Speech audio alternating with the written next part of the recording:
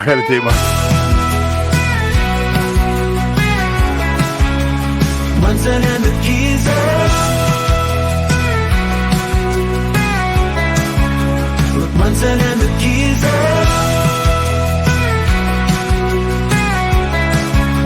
Reporting from the scene. Munson and the geezer. News in every ride.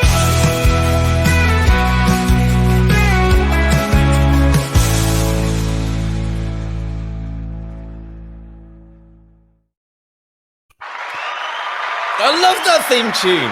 Tony, such a good job. Good evening, everybody, and welcome to Expat Euro News. It's me and your fellow host, Carl Munson, with you. No, I'm not doing that. I'm not going to try. But I'm doing that thing that you did last week. So carry on as though. Yeah, just I'm not looking at my other screen because I can't remember what I was supposed to be talking about. I can't hold this position though. I tried to do that kind of like pro. You know, it's good night from him, and it's good night from what am I talking about? Well, the sweeping look in, you know, the music. Sweeping look in, I know. Hi, good evening. Yeah, okay, yes. No, I see what you did. Yes. I see what you needed. I just noticed in our intro it says mixed race British. You're a mixed race Brit? I'm a mixed race Brit. I am, yes. Uh-huh. What are the races that are in the mix? My father is of Irish extraction. Uh-huh. So that's the sort of British. No, not the British. That's the Yeah, European. That's the European bit. I never thought about that. Because he was an Englishman essentially, but of Irish extraction. And my mother's from the Far East. Ah, okay. Yes. Yeah. I often kind of forget because I was adopted. That my father is actually Welsh. Is that right? So I'm half Welsh. I don't know if that counts as no. So race. What does I mean? It was very interesting, given that they're Welsh, that they called you the Portugueser. Then is that a Welsh thing as well?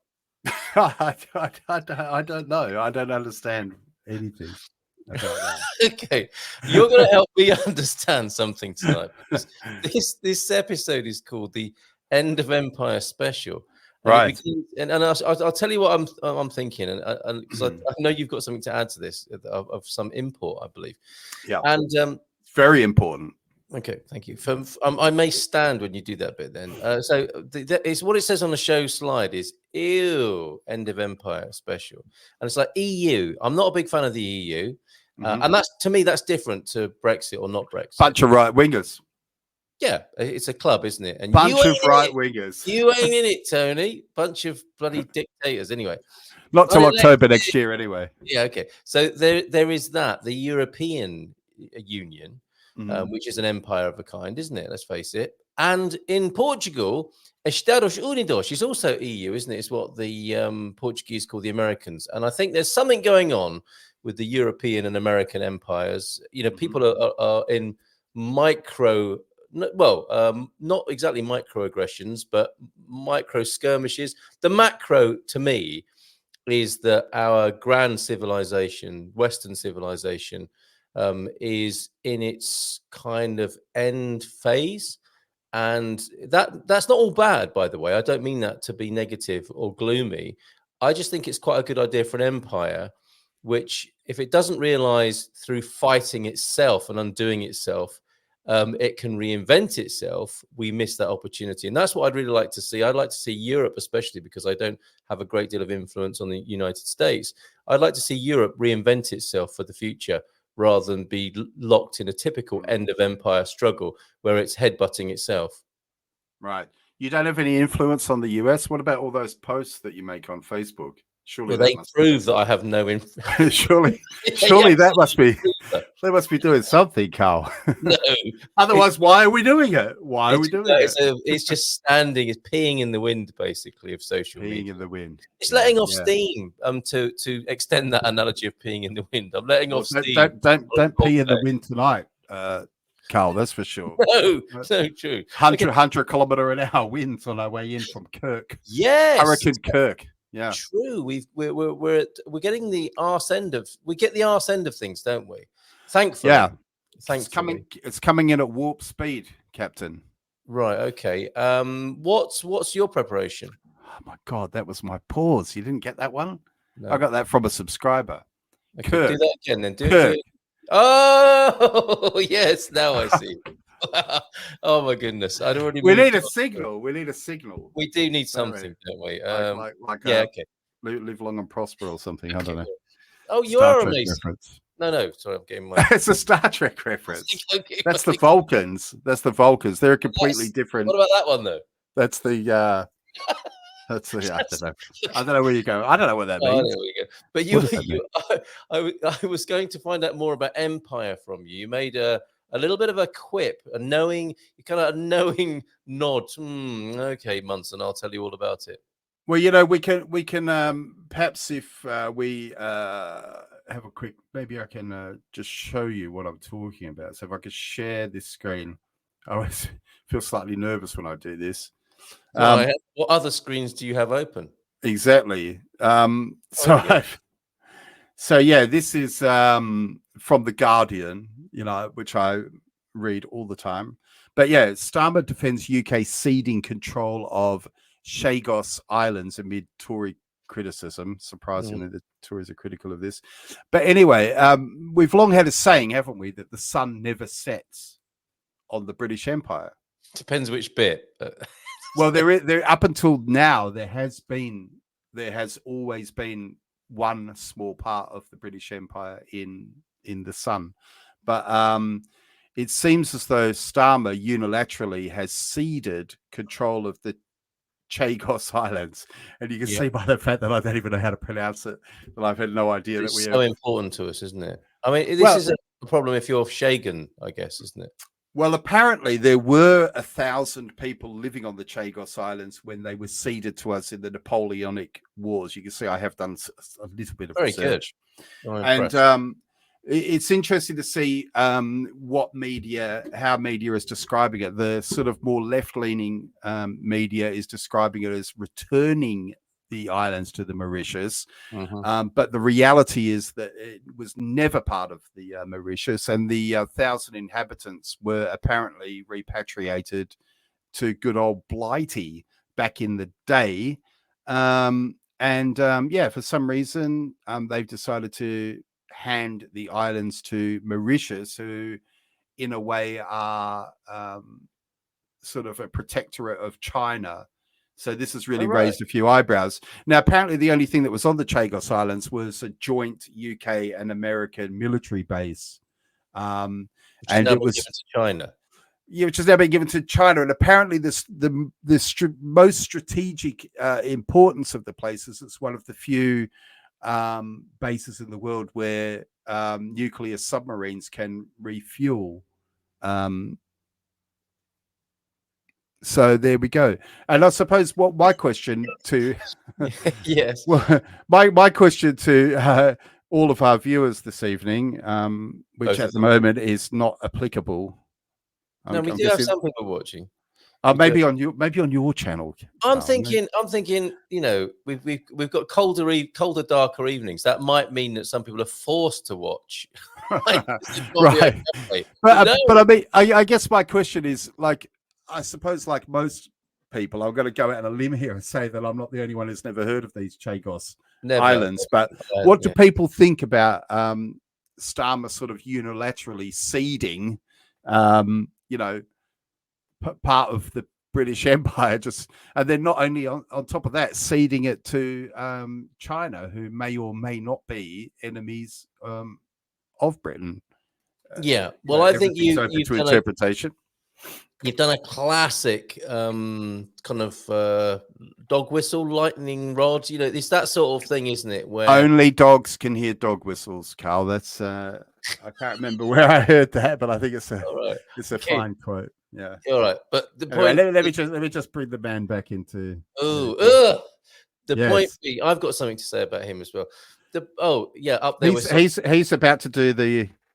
He's about to do the cut to camera, isn't he? He is, isn't he? And say, I'm so glad you asked me that. Let me be very clear about this. My number one priority is. Let me be very clear about this. This is the mess that was left to us by the Tories. There you go. That's what I want to say about him, Tony.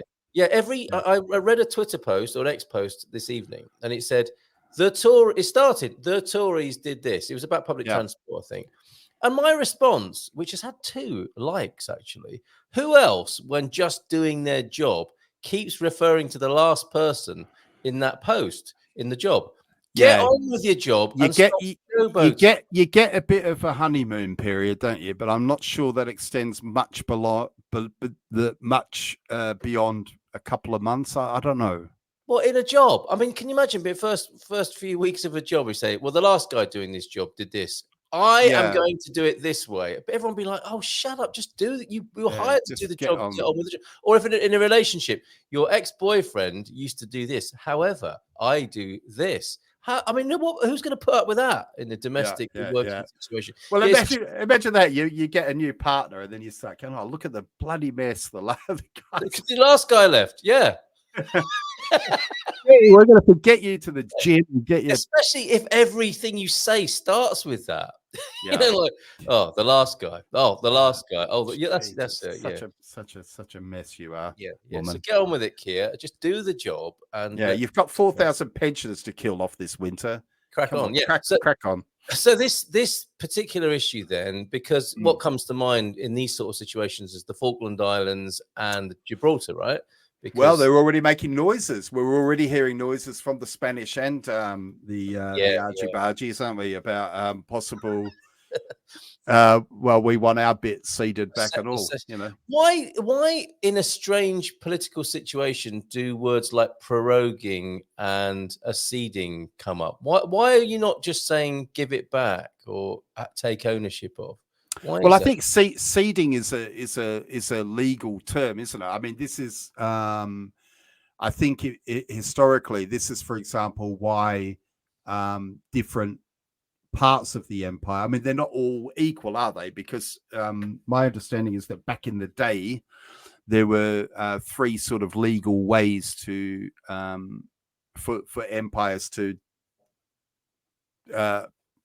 take on ownership of. Take over other places. So I think so for Britain, it was conquer. You could conquer somewhere like fair and square. You could have a fight, fair square, take a place. There was terra nullius. Terra nullius, which meant there is no people living here. And then there was ceding, which meant the country just gave you some land for some reason, or you might have bought it from them, or won it in a game of poker or something. So that was why they had all the trouble in Australia, because in Australia they claimed Australia by saying it was terra nullius, when of course there were people there, where it was less problematic in, for example, New Zealand or Hong Kong, where the land was ceded to them. Although they ended up ceding back the bit that was ceded to them in Hong Kong. The great thing about a debate, a current debate about ceding or not ceding, is it shifts the limelight away from how you got the place in the first place, which is great, isn't it? Because I imagine most cedings, annullings, taking overs, colonializations of places are not pleasant processes. So nobody wants to talk about that bit, do they? Because that opens an unholy can of worms. Because none of it, it's all nonsense, really, isn't it? And so much of it is based on violence that this is never going to be a good subject to talk about or end in an especially upbeat or positive way. And I would like to know, and what I haven't heard, and this is typical of the news agenda, I've not heard the government's rationale. I mean, to be fair, I haven't looked, but I just live in the noise of, oh, look what he's done now. He's given up the islands. Maggie Thatcher would never have done that sort of stuff. What is there that wouldn't that be the intelligent thing to do, to find out what their motivation was? And have you done that? Well, the thing about it was, let me just go to Ground News where I was looking on it, and what's it called? Changes. What the problem I found over on Ground News anyway? I'm probably not going to be able to find it right now, but it got really ridiculous trying to get to the bottom of it, because every newspaper had a different angle on it. Exactly. So getting to the truth of the thing was, so some newspapers were even saying, oh, he hasn't given it away yet. And some were saying, for example, I saw conflicting stories like, oh, he's given it away, but we've kept the base. And then another one said he's given away the base, but he's kept the island. And we were talking about this last week. I just got bored of it. I thought, well, I could waste an hour here reading, and I'm not going to get to the bottom of it. No. Well, so basically, we can just make of it what we will, and co-opt it as a way of expressing our political feelings. So I think just all I was sort of interested in was, well, I could see here another story. Joe Biden pushed UK to surrender Chagos Islands. UK hands sovereignty of Chagos Islands to Mauritius in a deal to secure the US base.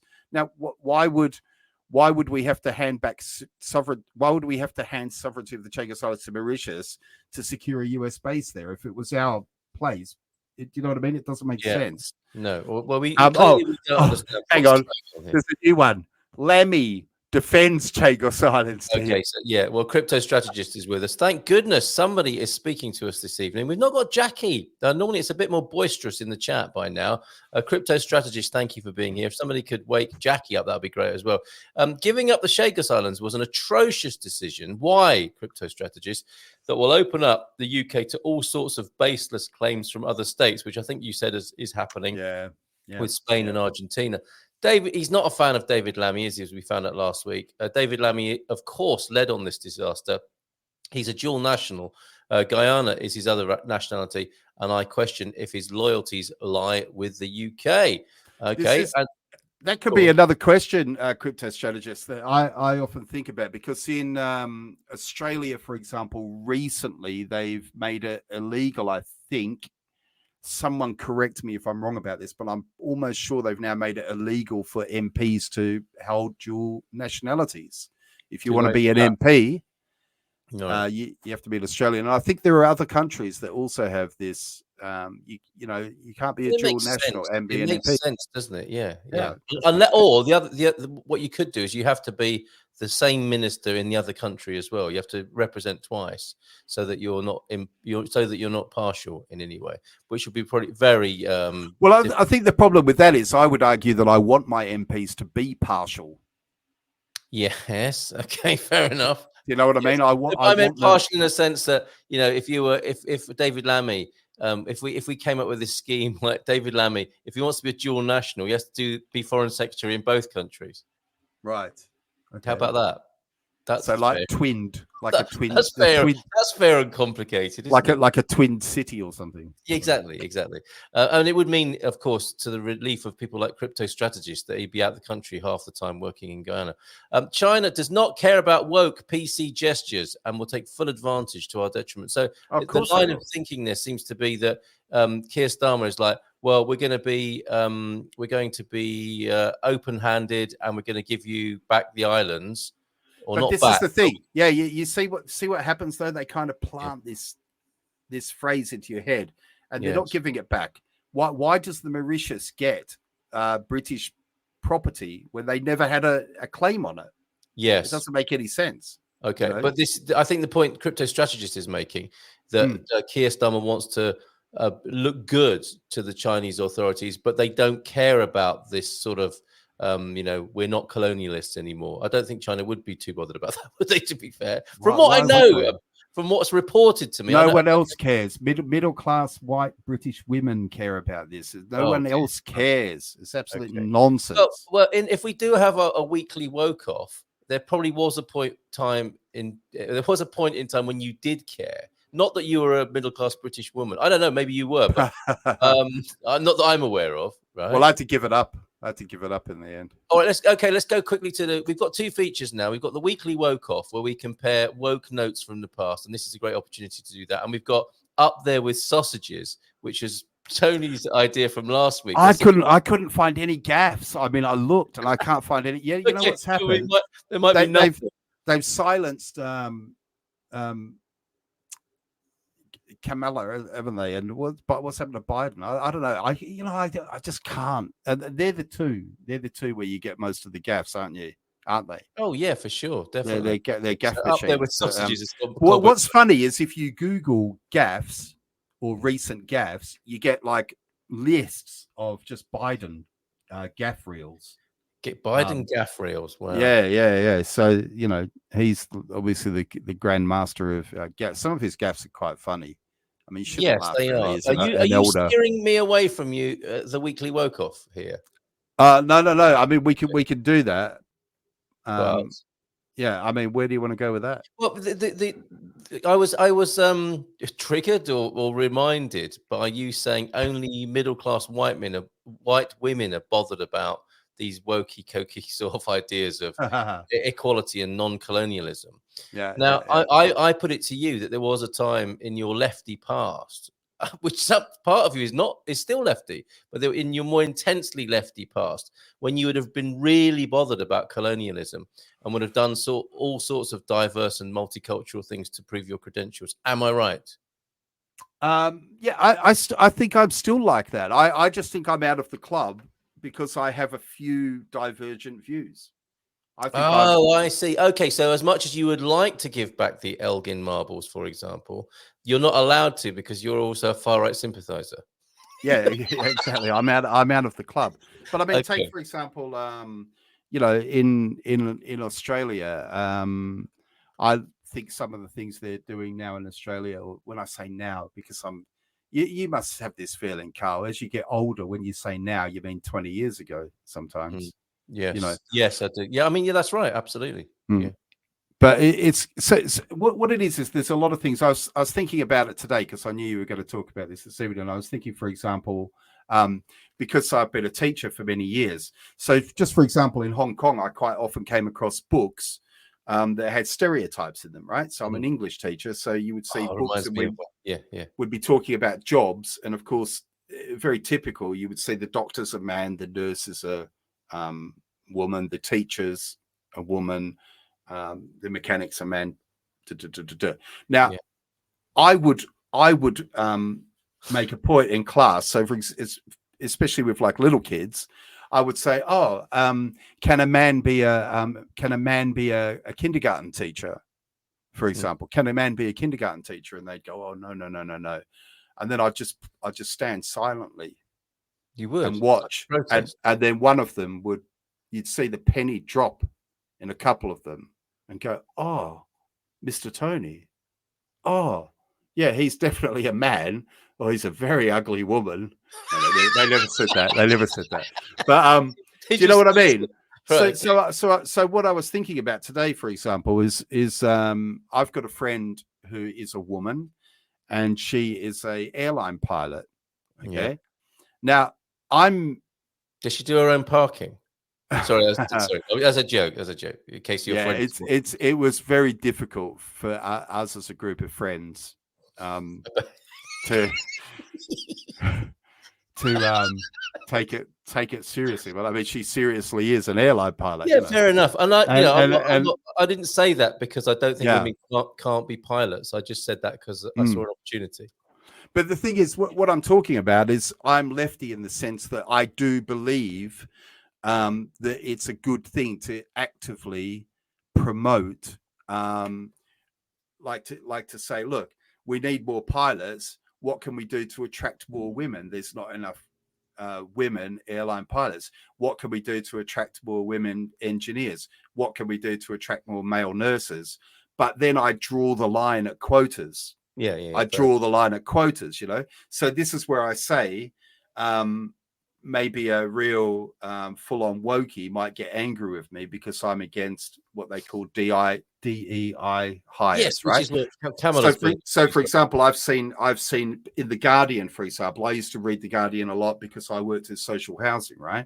Yeah. And I quite often would see adverts that said this post has been ring fenced for someone from the black community, or this post has been ring fenced for someone from, and I find that appalling. I personally think that is racism.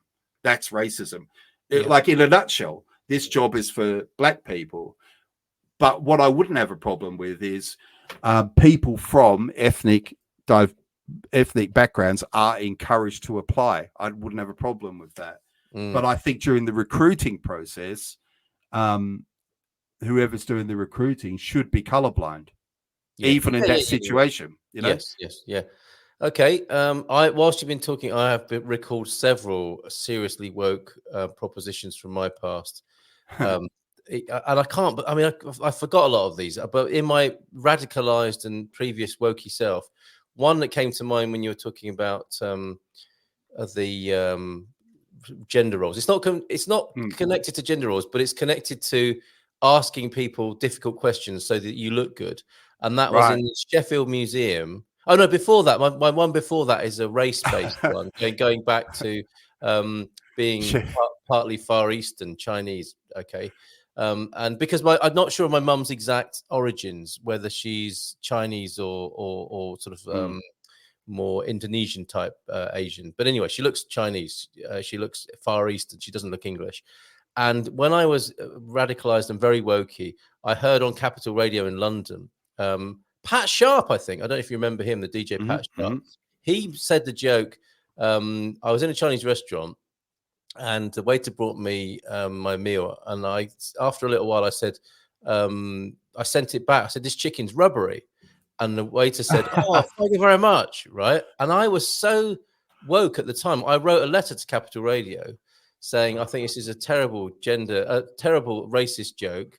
And I'm very upset about it. I got a reply. And back in the days when people actually, you'd write a letter and then you get a one back. And they said, yes, in retrospect, this is a very poorly chosen joke to make. And we're very sorry if we've hurt your feelings or something like that. Okay. Which I cringe about now. Yeah. And then another one, a letter to Sheffield Museum. And if anyone's listening who was involved in these processes, I apologize now for being so woke and wanky. I sent a letter to the curator of the Sheffield Museum because there was a cabinet, like these diorama things with some kind of old animal in it, probably a stuffed animal. Or maybe it's an elephant because it had glasses and bits made from ivory. And there was a gun next to it. And I said, this sends out a very bad signal that, you know, our relationship to animals and how we shoot and kill them for what we can get from them. And again, I got one of those letters of like, oh God, how do we respond to this twat? Okay, we will thank you for your letter of the 27th of November or whatever. We have noted your comments and we will bear them in mind and take on board the points you've made, which is a beautifully. I don't think you can do that now, can you?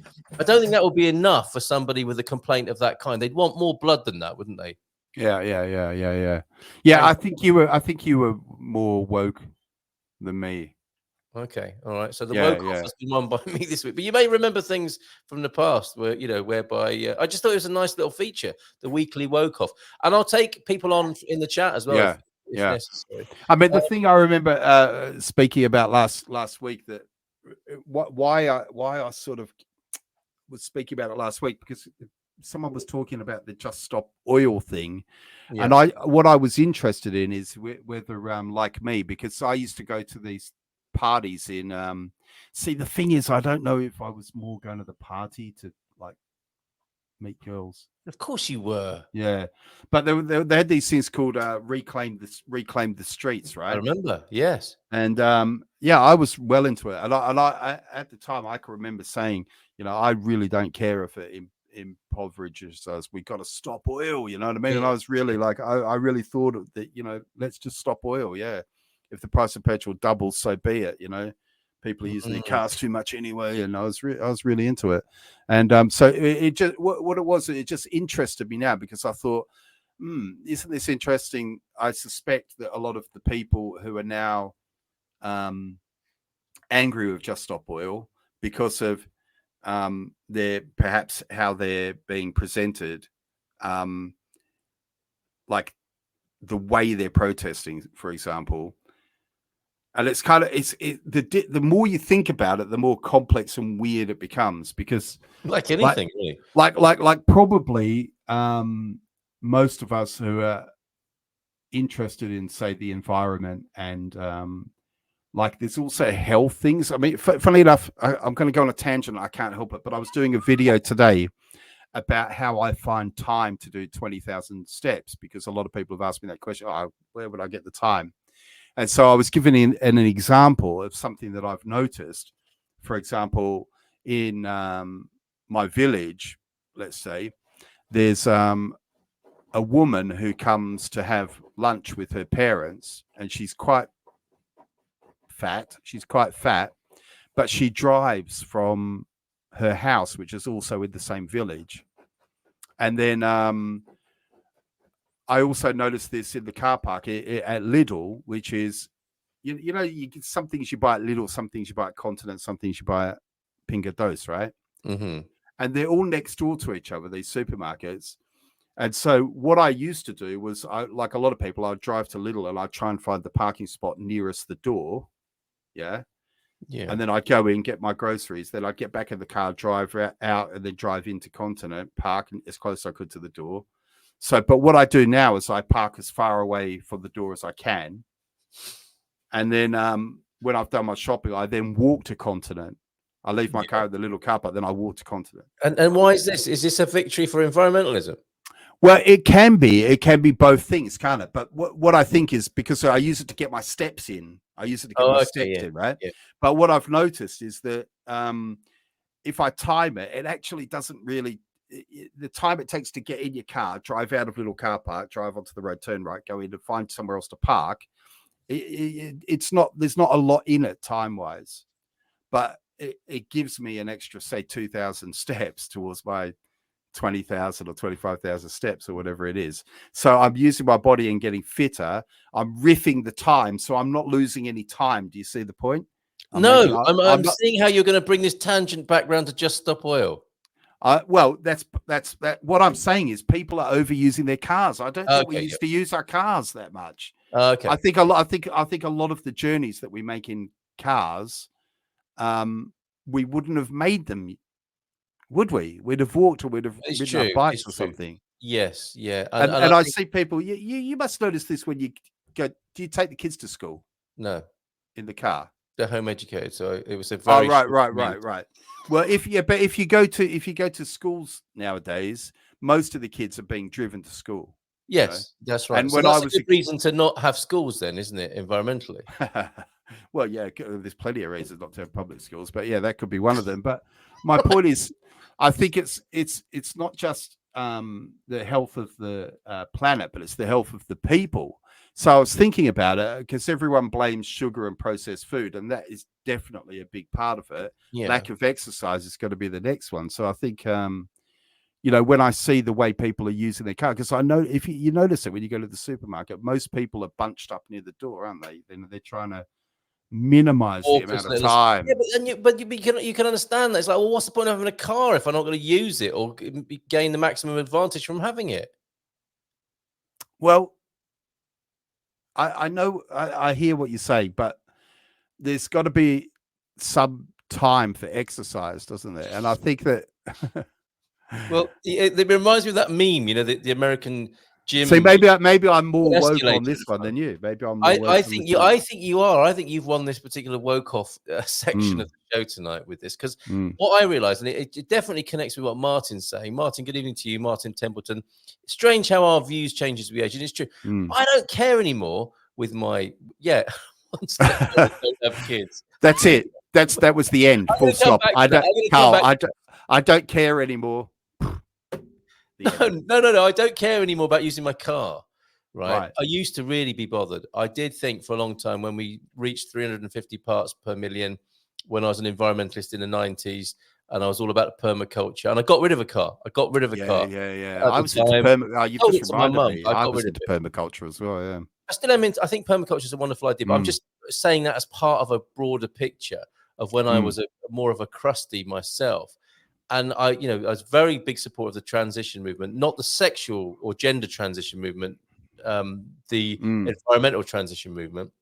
Really big fan and part of that 20 years ago.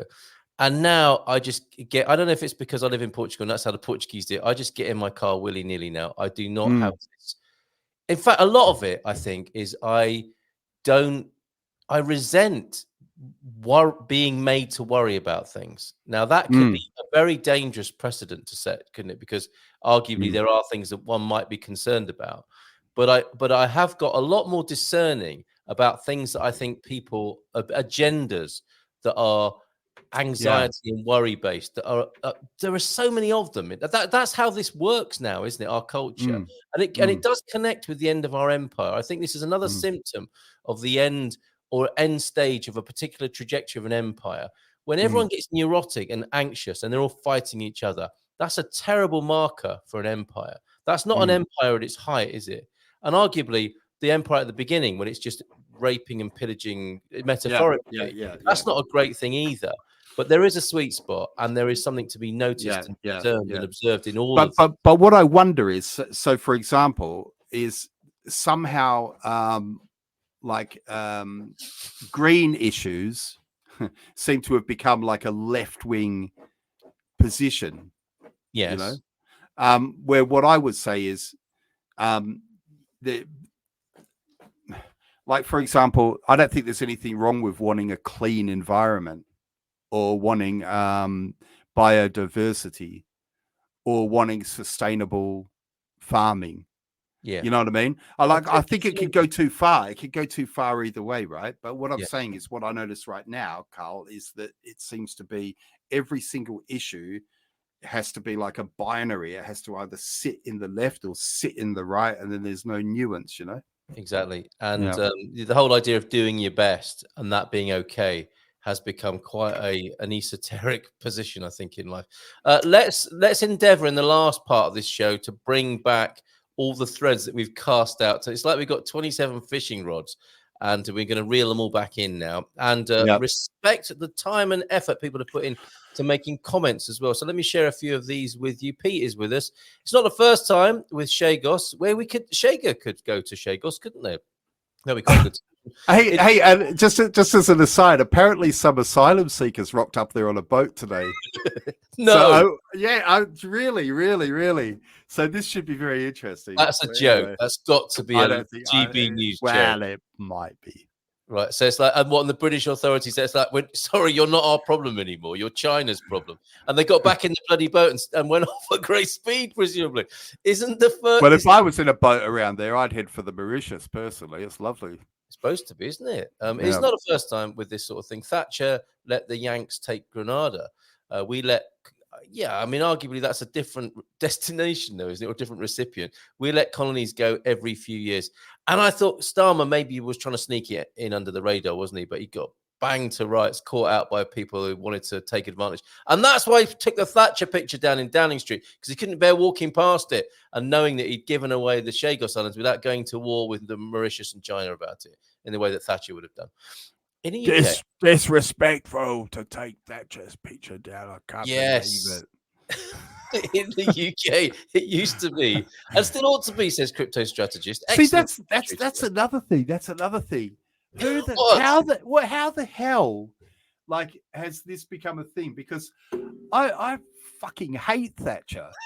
But yeah, you know what I mean? How did that become a thing where we're all supposed to she was all right. She was all right, wasn't she, Thatcher? You know what I mean? You want to say that again so I can bleep it out this time? Oh, sorry.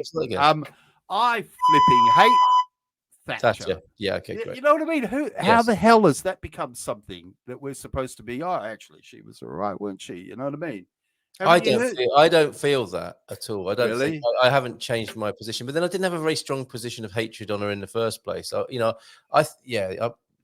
Yes. Again, that was probably more when I was going through before I was radicalized. I was quite right wing, as I was brought up in a public school situation. So I just, I just osmotically was a right winger, and it was going to the north of England to the Yorkshire, where the mining strikes were going on, and fire. The first awakening was when I offered to buy a round of drinks in Sheffield with the money I'd made from my British Telecom shares.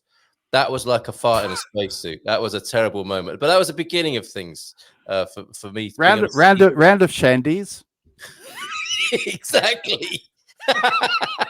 Right. Okay. Look, I tried to read a comment and I didn't even get halfway through it without you picking up on it. So can you mute or something like that? Because these are responses to much of what you've been saying, the Portuguese. So we gave Grenada to the Americans. And in the UK, it still ought to be forbidden and used to be forbidden to occupy senior civil service roles. You say it, man. Or foreign office positions, and we gave them Diego Garcia. Do you remember that, Tony? The famous Diego Garcia giveaway of the 1990s. Is that near Granada? It sounds like somebody from a Starsky and Hutch episode to me. The Biden gaffe when introducing Modi was really amusing. Yes, it was. Trump, of course, has his own. The internal use of bleach to fight COVID being one of his greatest hits.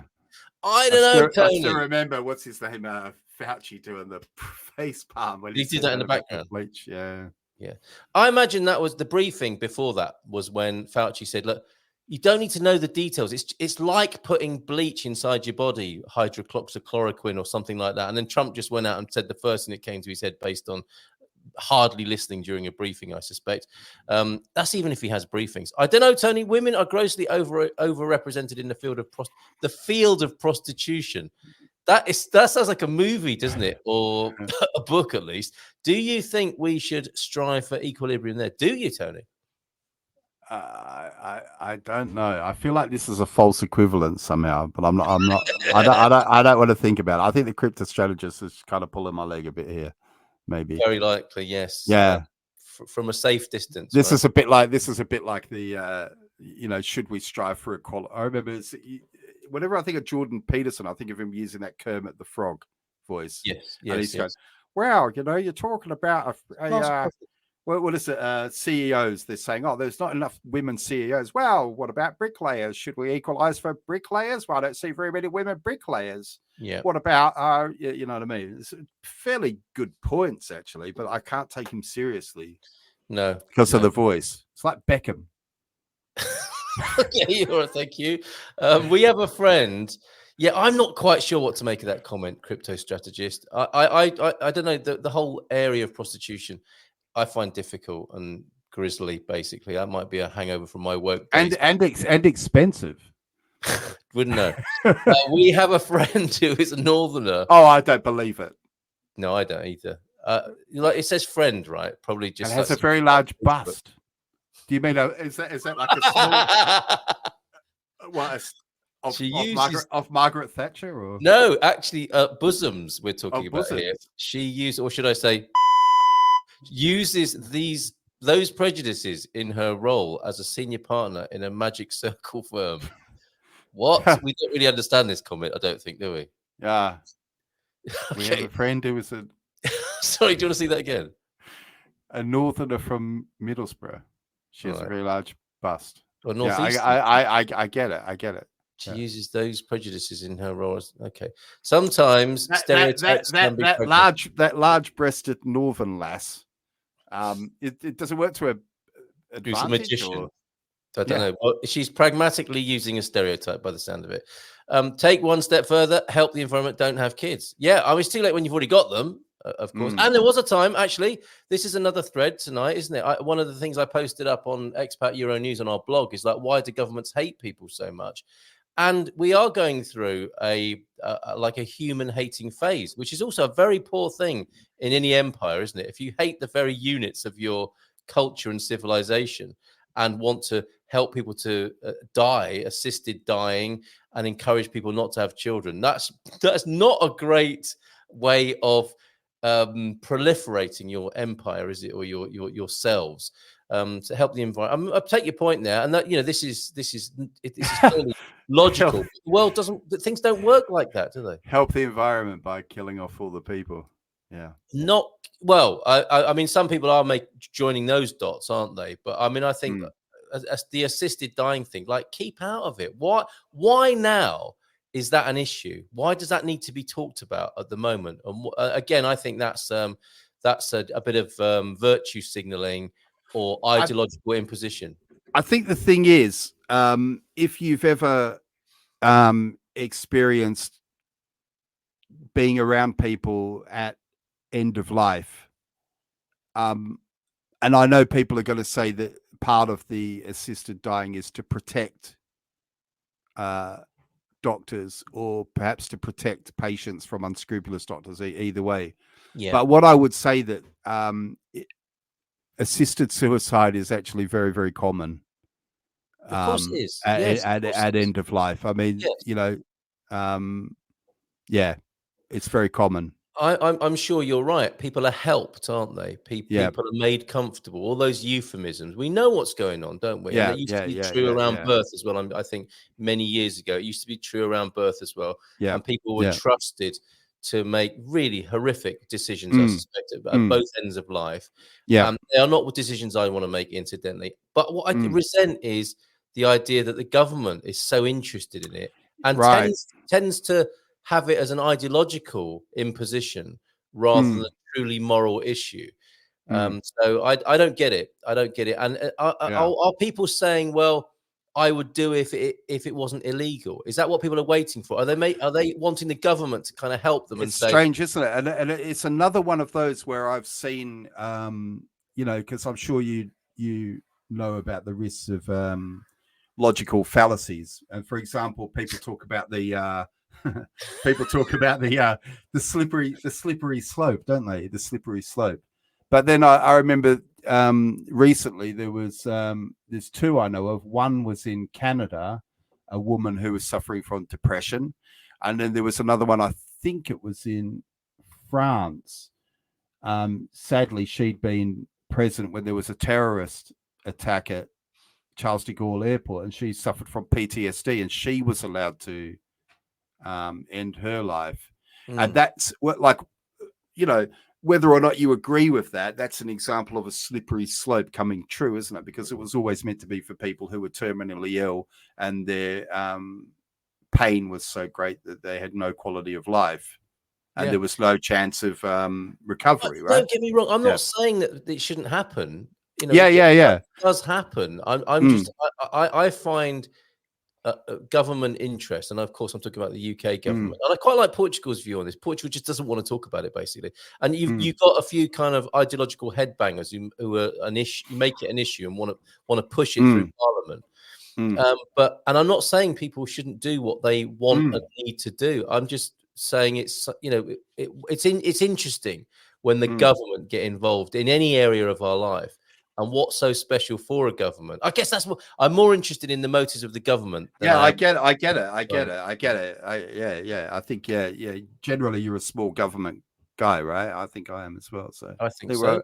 I think we're on the same page there. Yeah. Hope the government don't get involved. Says not painless, doesn't get involved in assisted, etc. Well, that's the end of the slippery slope, isn't it? Not painless, Everyone gets 30 years and then have you seen Logan's Run? Is that a?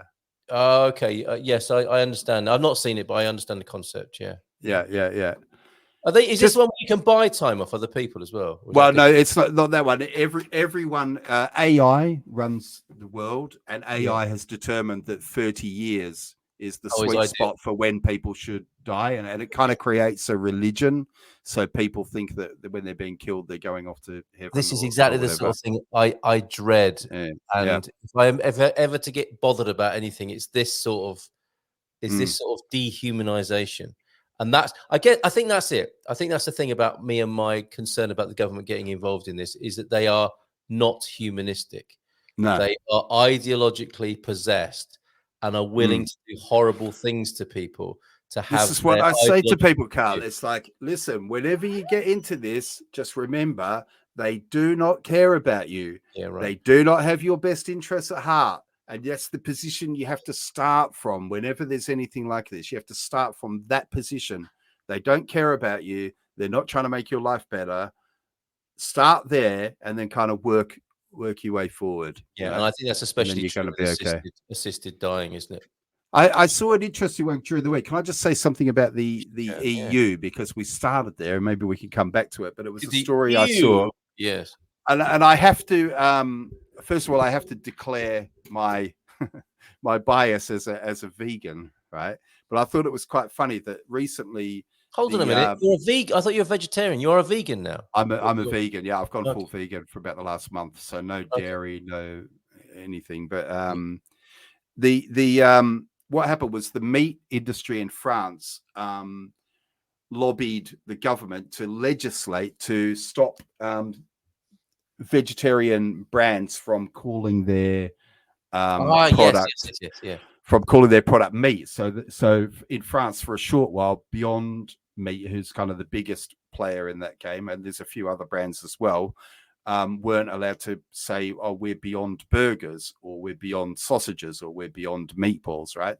They had to way up there with sausages. Yes, way up there with sausages. So what was interesting is Beyond, who are quite a big company now, and in fact, why is the meat industry worried about this? Because they're losing market share to these alternative brands. So Beyond took France to the EU court, and the EU court found in Beyond's favor. And what was interesting is, as part of the meat industry's propaganda, they did two things, which was they said, they looked at Beyond Burgers and were able to show that Beyond Burgers aren't in fact very healthy. Then they're not healthy. They've got like all sorts of chemicals and all sorts of things in them. Yeah. And of course that was really an own goal for them, because of course, who's eating burgers as sausages for their health, right? So Beyond were then able to present their evidence that shows that, we're not saying you can even see on the packaging there, they're not saying it's a health food. Nobody's eating. What do they want? They want to be able to make references to meat words. They want to be able to call it Beyond Burger. That's their brand, Beyond Burger. Right. And but it was really an own goal for the meat industry in France, who's losing market share because veganism is on the rise, of course. And what's your motivation? Could you share? So it's ethical, health, or a bit of both, or what? Well, I just found it interesting because it's a decision that I agree with, because aside from the ethics of it, I don't think people are stupid. Not that stupid anyway. I think it's pretty clear that Beyond Burgers, they're in the vegetarian section. They've got a big green. Vegetarian stuff always tends to have these kind of green stickers and things on them to show people, because of course Beyond Burger we don't want people to be confused about what we're eating, but it was just funny for me because it was such an own goal. So the meat industry was showing these videos of how Beyond Burgers are made, and going, "Oh, do you really want to eat this stuff?" And of course they were like, "Okay, well, this is how sausage is made. Do you want to eat this stuff?" So it was funny. Yes, basically eyelids and arseholes. Yes, as once was described to me. Now, this is another interesting subject which we could imprint or transfer the lens of the last discussion onto, because it's like, why shouldn't a company make something and call it what it wants, and the meat industry carry on doing what it does? And I was going to say the market decides. I don't really mean that, because that brings it up, that summons up all sorts of other demons and difficulties. Again, it's the government getting involved, isn't it, with this, or a number of governments possibly across the whole of Europe, for example. And that is, what's the benefit for the governments getting involved in this? Staying in jobs, legislating and being powerful. Do you see a public interest, a true public interest in this debate about whether that should be allowed to be called a sausage or not? I see none. I don't know. Like I said, I had to declare my bias. I like Beyond Burgers. You do, right? But I don't eat them thinking. What for me was interesting was I thought the meat lobby in France was being disingenuous. You know what I mean? So they were trying to argue that it's unfair because and they were kind of making a straw man about the health benefits. Yes. Well, we see this a lot, don't we? Yeah. Because people do say, and people not a million miles away from us in this community right now will say, those stupid equivalent things. And I've heard myself say that as well. And I do question why people do want to eat a replica. It's like a sex toy of the food world, isn't it? In a way, it's not the real thing, but it kind of fills a hole. Well. I what is a burger? Yeah, I get it. Burger? Yes. You know what I mean? Like, if you're going to eat cow, why not eat a bit of cow that looks like a cow? I mean, I think that you could argue that the whole thing about calling things a T-bone or as a prime cut or whatever. What are we trying to do? Oh, people don't want to be responsible for their choices. That's what we're doing, right? With me. I think it's presented in a way. I found it quite interesting actually in Portugal and Spain that they have pictures of the animal on the packaging. Yeah. And I don't remember. I don't remember seeing that in. No, in I think the Americans and the UK have a much smaller appetite, no pun intended, for seeing the real depiction of what they're eating. Like when you go to a supermarket in Portugal, you see a skinned rabbit, don't you, in the counter? You're not going to see that. You're not going to see that in UK, are you? And certainly not in America. Something interesting on that tack when I was teaching in Hong Kong, and especially when I was teaching very, very young learners, sometimes like 3, 4, 5-year-old kids. And you'd say something like, "Oh, where does milk come from?" And they'll put their hand up. It's quite funny. They'll go cute. They go, "Oh, the supermarket." You know what I mean? And so you might be talking about food, and they've got no idea where their food comes from. And of course, in Hong Kong, most meat is imported. There's no, cows and sheep and all that in Hong Kong. Right. But and it was funny to see the teachers. Some of my colleague teachers would be like, "Oh, no," because they would get frightened that I might say, "Oh, the beef comes from cows." Yeah. So it's interesting. So it starts early, doesn't it? It does. It does. Yeah, it's true. And as far as I'm concerned, I've got I've got opinions about it, but I don't feel strongly about this at all. It's like, if you want to eat what you want, basically. And I don't want the government getting involved in these protracted. I mean, it seems to me that the meat lobby must pay governments a lot of money, and that's why they might take the position they've taken on this. Right? Well, without government money, anyway, the thing is, it works both ways, doesn't it? Because without government subsidies, there really wouldn't be a meat industry, to be honest. Correct. Yeah, I think you're right. Absolutely. Right. Yeah. Yep. Okay. Last couple of comments, and let's wind it up for this evening. We've had our second difficult album. This is our third album, effectively, isn't it? And I think it's gone fairly well. Not as much contribution. Stay in touch with us during the week at Expat Euro News, which is our blog, and we post things up there that can be quite triggering. So you might. You got the link. You got the link up there for. I think I do. It's in the banner that's flashing past the screen, but I will also add it as a sticker on the screen as well. So I think I'm just going to add it into my live chat here as well. Yeah, because it'll be interesting for people to contribute during the week as well. So that's the. I think that's right, isn't it? It looks like Expat Euro, as in sort of urinary. News Expat urinarynews.com for staying in touch during the week. And those, I was saying about it's the sex toys of the food world. They do look quite dildo-esque, the Beyond sausages up there, which loosely fits in fanar into the up there with sausages feature that we very nearly had. Right, okay, last few comments. Under Trudeau, no thanks. I would not want to be in that position. Under Trudeau in Canada, you can get yourself put down for the most stupid of reasons. Now, is this anti-woke government propaganda, or is this true? One guy did it because he was autistic. It's totally stupid. The whole thong thing, not thong. The whole thong is ridiculous. Thank you, Jackie, for that correction, because I was. What you have to worry about is compulsory euthanasia. Compulsory euthanasia. Yeah. Well, yes. You have XXX and won't recover. Consider doing the right thing. Oh, that's a bit too close for comfort, according to some, isn't it? Just recently. Another factor that leads to traditional meat producers losing sales is the fact that halal meat consumption is going up and they don't supply those products. Thank you, Crypto Strategist, for that. And many comments this evening. You're an excellent part of this community. Thank you for being here again tonight. Your mate, Basal 2025 is here. Oh, yeah. Enjoying the cut of your jib tonight. Hello, sir. Thank you very much. Here in the US. My dog smells. I thought you were UK. Here in the US, the dairy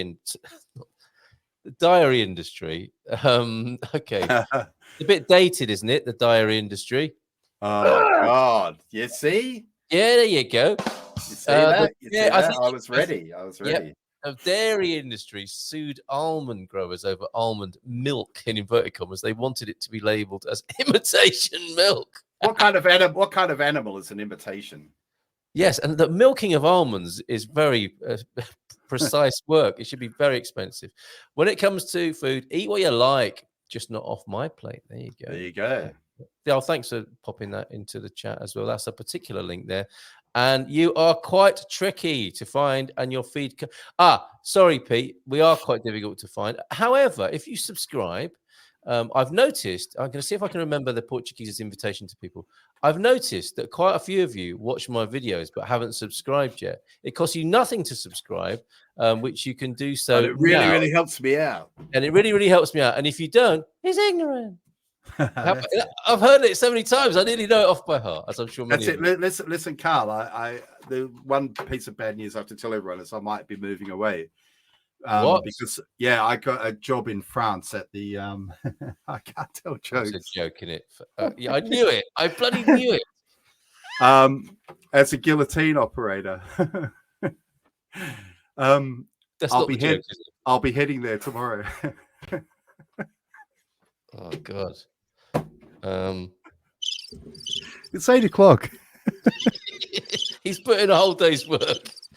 And how many did you warm up? I'll be heading there tomorrow. It's very good. Guillotine operator. You see, the great thing about being an online teacher is you can try your material out. You don't have to work the club circuit, do you? It doesn't help. I could tell that 10 times and I'll laugh. I can't. I can't. Yeah, fair enough. Okay, that killed the feed. So, as I was saying, to find us, Pete, please subscribe to GMP TV. As this show gets more and more difficult, and we discuss things that are really kind of off color or difficult, or euthanasia. Yeah. It's not going to be on Good Morning Portugal. The death of the empire. All of that sort of stuff. It doesn't belong on Good Morning Portugal. Why do politicians hate human life? Exactly. So please subscribe to GMP TV or the Portuguese. It costs you nothing, and it really helps me out if you subscribe. And if you don't, Tony, that's ignorant. Yes, bad. There you go. There's your review for your joke tonight. And you know what? I seriously got upset when you said you were moving away. I thought this is well, I did actually apply. The thing is, on a side note, I did actually apply to Citroën, who are obviously a French company. They got a really weird recruitment process. Yeah, I had to put in 2 CVs.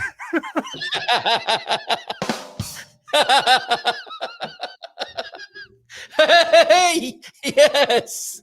2 CVs. Oh God, you were playing with my emotions because I thought you really were moving away, and then you say that. Oh God. Oh my God. Okay.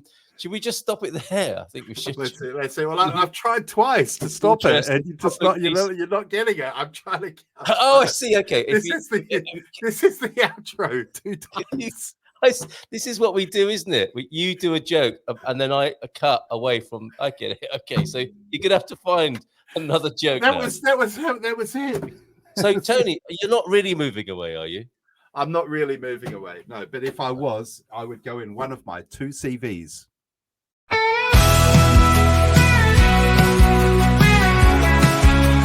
Munson and the geezer.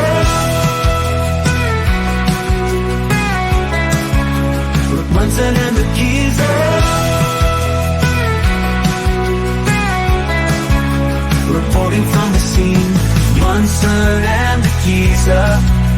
News in every ride.